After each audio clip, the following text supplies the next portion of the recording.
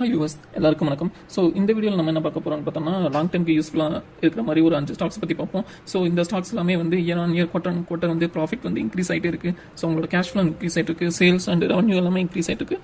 So அந்த stocks என்னென்ன அப்படிங்கிறத இந்த வீடியோவில் பார்க்கலாம்.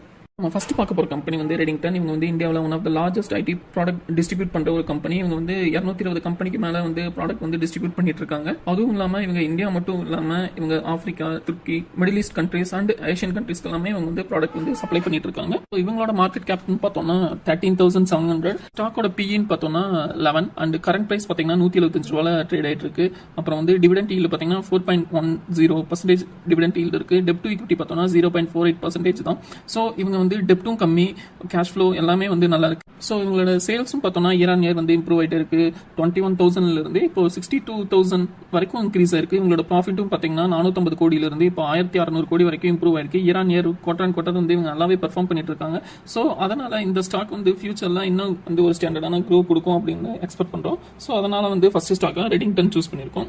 ஸோ நம்ம நெக்ஸ்ட் பார்க்க போற கம்பெனி வந்து ஜிஇ ஷிப்பிங் கம்பெனி. ஸோ இவங்க வந்து என்னன்னு பார்த்தோம்னா இவங்க வந்து இந்தியாவில் லார்ஜஸ்ட் ஷிப்பிங் சர்வீஸ் ப்ரொவைட் பண்ற ஒரு கம்பெனி. இவங்க வந்து ஒரு பிரைவேட் கம்பெனி. ஸோ இவங்களோட மார்க்கெட் கேப் பார்த்தோம்னா 13,000 கோடியில் இருக்கு. ஸோ ஸ்டாக்ஸோட பிஇ பார்த்தோம்னா 5.52. இவங்களோட ரிட்டர்ன் ஆன் ஈக்விட்டி பார்த்தோம்னா 26% வரைக்கும் இருக்கு. இவங்களோட சேல்ஸ் growth பார்த்தோம்னா 15%. இவங்களோட கேஷ் ஃப்ளோவும் நல்லா இருக்கு. ஸோ இவங்களோட ஹை பார்த்தோம்னா இந்த 52 வீக் ஹை 1042, லோ பார்த்தோம்னா 532, கரண்டா வந்து 975ல வந்து ட்ரேட் ஆயிட்டு இருக்கு. இயர் ஆன் இயர் வந்து இவங்க நல்லா வந்து சேல்ஸ் அண்ட் ப்ராஃபிட் கொடுத்துட்டே இருக்காங்க. ஸோ அதனால வந்து இந்த ஸ்டாக் வந்து இன்னுமே வந்து நல்லா கன்சிஸ்டன்டா பர்ஃபார்ம் பண்ணணும்னு எதிர்பார்க்கிறோம். ஸோ அதனால இந்த ஸ்டாக் வந்து செகண்டா சூஸ் பண்ணிருக்கோம். இவங்களோட சேல்ஸ் பாத்தீங்கன்னா 2,900 கோடியில இருந்து இப்போ 5,700 கோடி வரைக்கும் இம்ப்ரூவ் ஆயிருக்கு. ப்ராஃபிட் ஆஃப்டர் டாக்ஸ் பார்த்தோம்னா 321 கோடியில இருந்து இப்போ 2,500 கோடி வரைக்கும் ப்ராஃபிட் இன்க்ரீஸ் ஆயிருக்கு. ஸோ இது எல்லாமே வந்து பாசிட்டிவா இருக்கு. இந்த ஸ்டாக்கு கண்ட்ரி வந்து டெவலப் ஆகும்போது நிறைய ஷிப்பிங்ல வந்து இவங்க வந்து பங்களிப்பு இருக்கும்னு எதிர்பார்க்கலாம். ஸோ அதனால இந்த ஸ்டாக் வந்து நாங்க வந்து செகண்டா சூஸ் பண்றோம். ஸோ நெக்ஸ்ட் தேர்ட் பார்க்க போற கம்பெனி எல்லாத்துக்கும் தெரிஞ்ச கம்பெனி டாடா மோட்டார்ஸ். ஸோ இவங்க வந்து இவி வெஹிக்கிளும் இப்போ வந்து நிறையவே ப்ரொடியூஸ் பண்ணிட்டு இருக்காங்க. இந்தியாவில் வந்து நிறைய மார்க்கெட்டை வந்து இவங்க டாமினேட் பண்ண ஆரம்பிச்சிருக்காங்க.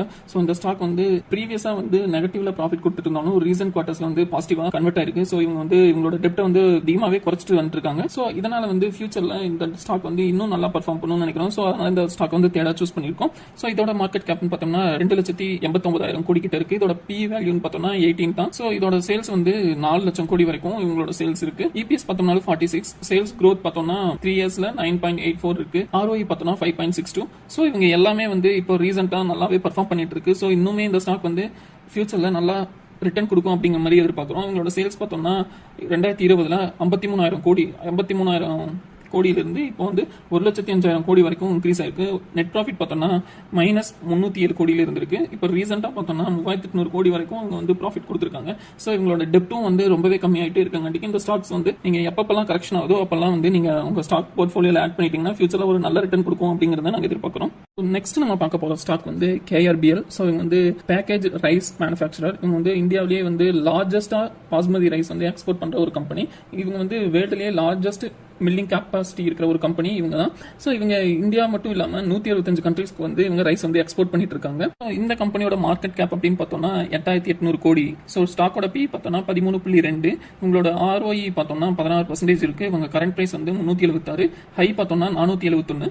ஸோ இவங்களோட சேல்ஸ் வந்து 5,400 கோடி. ஸோ இவங்களோட டெப்ட் டு ஈக்விட்டி பார்த்தோம்னா 0.02% தான். ஸோ இவங்களோட கேஷ் ஃப்ளோவும் நல்லா இருக்கு. ப்ரொமோட்டரோட ஹோல்டிங் பார்த்தோம்னா 60.2% வரைக்கும் ப்ரொமோட்டர் ஹோல்டிங் இருக்கு. ஸோ இவங்களோட சேல்ஸ் நம்ம எடுத்துக்கிட்டோம்னா இப்போ 161 கோடியில இருந்து 482 கோடி வரைக்கும் இவங்களோட சேல்ஸ் வந்து இன்க்ரீஸ் ஆயிருக்கு. இவங்களோட ப்ராஃபிட்னு பார்த்தோம்னா 4 கோடியில இருந்து இப்போ 39 கோடி வரைக்கும் இன்க்ரீஸ் ஆயிருக்கு. ஸோ இவங்க வந்து கன்சிஸ்டன்டா வந்து இயர் ஆன் இயர் வந்து இவங்களோட ப்ராஃபிட்டும் சேல்ஸும் இன்க்ரீஸ் ஆயிட்டே இருக்கு. ஸோ வரப்போற காலத்துல நல்லா பர்ஃபார்ம் பண்ணும்போது இந்த ஸ்டாக்கும் நல்ல ரிட்டர்ன் கொடுக்கும்னு எதிர்பார்க்கிறோம். நெக்ஸ்ட் பார்க்க போற ஒரு கம்பெனி வந்து பெட்ரோகெமிக்கல் கம்பெனி. இவங்க வந்து வருஷத்துக்கு 24,000 டன் வந்து PIB வந்து ப்ரொடியூஸ் பண்றாங்க. இது வந்து இந்தியாவில் டோட்டல் ப்ரொடக்ஷன்ல 90% வந்து இவங்க தான் ப்ரொடியூஸ் பண்றாங்க அப்படிங்கிற மாதிரி சொல்றாங்க. ஸோ இவங்களோட ஓவர் வியூ பார்த்தோம்னா ஸோ இவங்களோட மார்க்கெட் கேப் பார்த்தோம்னா 870 கோடி இருக்கு. இவங்களோட ஸ்டாக்கோட PE பார்த்தீங்கன்னா 14.2. இவங்களோட ரிட்டர்ன் ஆன் ஈக்விட்டி பார்த்தோம்னா 21.9 இருக்கு. இவங்க டெப்ட் டு ஈக்விட்டி வந்து 0 இருக்கு. ஸோ இவங்களோட சேல்ஸ் growth பார்த்தோம்னா 40% வரைக்கும் இம்ப்ரூவ் ஆயிருக்கு. இவங்களோட 52 வீக் லோ அண்ட் ஹை பார்த்தோம்னா 54 ரூபாயிலிருந்து 170 ரூபா வரைக்கும் 52 வீக் அண்ட் ஹை இருந்திருக்கு. ஸோ இப்போ கரண்டா பார்த்தீங்கன்னா 147 ரூபாயில ட்ரேட் ஆயிட்டு இருக்கு. இவங்களோட 5 வருஷத்துக்கு முன்னாடி 33 கோடி டெப்ட் இருக்குது. ஆனா இப்போ பார்த்தீங்கன்னா 25 லட்சம் கிட்ட தான் டெப்ட் இருக்கு. ஸோ அதனால டெப்ட் வந்து ரொம்பவே கம்மி பண்ணிருக்காங்க. ஸோ இவங்களோட சேல்ஸ் ப்ராஃபிட்டும் எல்லாமே நல்லாவே இம்ப்ரூவ் ஆயிருக்கு. சேல்ஸ் வந்து 2012 161 கோடியா இருந்திருக்கு. இப்போ கரண்டா பார்த்தோம்னா 482 கோடி வரைக்கும் இன்க்ரீஸ் ஆயிருக்கு. அதே மாதிரி ப்ராஃபிட்டும் 4 கோடியிலிருந்து 40 கோடி வரைக்கும் இப்போ இன்க்ரீஸ் ஆயிருக்கு. ஸோ அதனால இந்த ஸ்டாக் வந்து கன்சிஸ்டன்டா வந்து ப்ராஃபிட்டும் சேல்ஸும் கொடுத்துட்டு இருக்கு. ஸோ இது வந்து ஃபியூச்சர்ல பெட்ரோகெமிக்கல் வந்து ரீசன்ட் இயர்ஸ்ல நல்லா பெர்ஃபார்ம் பண்ணல. இது வரப்போற காலத்துல நல்லா பெர்ஃபார்ம் பண்ணும்போது இந்த ஸ்டாக்கும் நல்ல ரிட்டர்ன் கொடுக்கும்னு எதிர்பார்க்கிறோம். ஸோ இதுதான் நம்ம லிஸ்ட்ல இருக்க 5வது ஸ்டாக். ஸோ இந்த 5 ஸ்டாக்ஸ் தான் நாங்கள் பிக் பண்ணது. இது வந்து எங்களோட வியூ தான். நீங்க இந்த ஸ்டாக்ஸ்ல இன்வெஸ்ட் பண்றதுக்கு முன்னாடி நீங்களும் ஒருக்கா உங்களோட ஓன் அனலைஸ் பண்ணிக்கோங்க. இந்த ஸ்டாக்ஸ் வந்து எதுவுமே பை ரெக்கமெண்டேஷன் கிடையாது. ஸோ நெக்ஸ்ட் வீடியோல சந்திக்கலாம். நன்றி, வணக்கம்.